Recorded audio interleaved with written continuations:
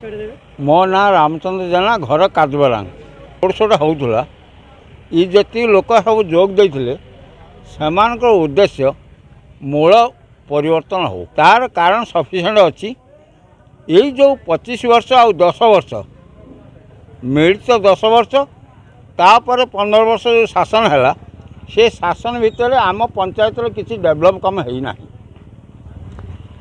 प्रथम कथा है गोटे गर्ल्स हाई स्कूल कांग्रेस अमल होता से गर्ल्स हाई स्कूल को मैंने बंद करदेला से स्कूलटा एपर्यंत हाई स्कूल संजोग कराला नहीं। तापर एटी किसी लोक अच्छा मनमुखी काम लोक मान समस्ते असंतुष्ट जहाँकि 7टा बेले ये बाजार टोटाल बंद हो जाऊँगी कि लोक मैंने भी अतिष्ठ हो गले।